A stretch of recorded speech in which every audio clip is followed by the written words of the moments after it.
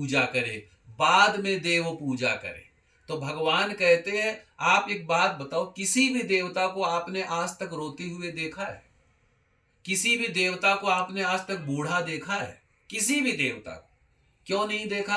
क्योंकि भगवान प्रसन्न रहते हैं। अब एक बात बताओ, ऐसा जरूरी थोड़ी कि भगवान के जीवन में कष्ट नहीं आया, बहुत कष्ट अच्छा आया। पंडित जी, ब्रह्मा जी तो पहले से ही बूढ़े हैं। तो ब्रह्मा जी तो जगत पिता है ना। ब्रह्मा जी की बात छोड़िए, ब्रह्मा जी का तो पूरे विश्व में एक ही मंदिर है पुष्कर में, और कहीं है ही नहीं, एक ही जगह है। लेकिन और भी जितने देवता हैं, चाहे भगवान शंकर जी हैं, प्रभु श्री राम जी हैं, मैया सीता है, राधा किशन जी हैं, जगन माता महामाया, सबके चेहरे पर मुस्कुराहट है कि नहीं है?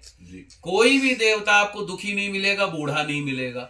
आदमी बूढ़ा क्यों होता है? टेंशन की वजह से। क्यों होता है? टेंशन की वजह से। टेंशन अर्थात तनाव। वो उसको जीवन जीने की कला नहीं, इसलिए वो तनाव ले लेता है।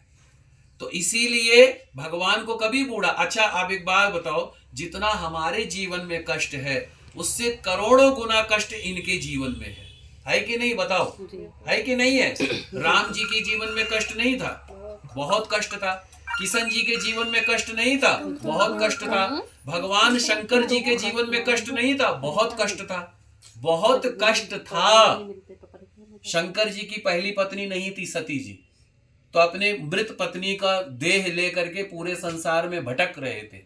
तब भगवान विष्णु जी ने भगवान भोलेनाथ जी को प्रसन्न करने के भाव से माता सती जी के कई चक्र से कई उनके जो है शरीर के अंग गिरे, और जहां जहां उनका अंग गिरा वो सिद्ध पीठ बन गया।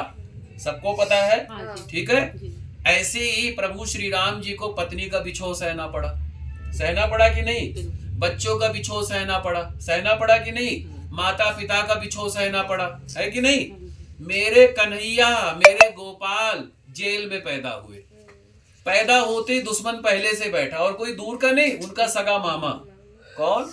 सगा मामा ही उनका दुश्मन बैठा है। और जब 6 दिन के हुए पूतना जी आ गई। कभी कोई आ रहा है, कभी अघासुर बकासुर। अब एक बात बताओ, इतना हमारे जीवन में कष्ट नहीं है जितना हम अपने आप को ओढ़ लेते हैं। जितना हम अपने आप को ओढ़ लेते, इतना हमारे जीवन में कष्ट नहीं है। तो इसीलिए क्या करना है? मुस्कुराओ। क्या करोगे? मुस्कुराओ। अब मेरे साथ आप सब लोग बोलिए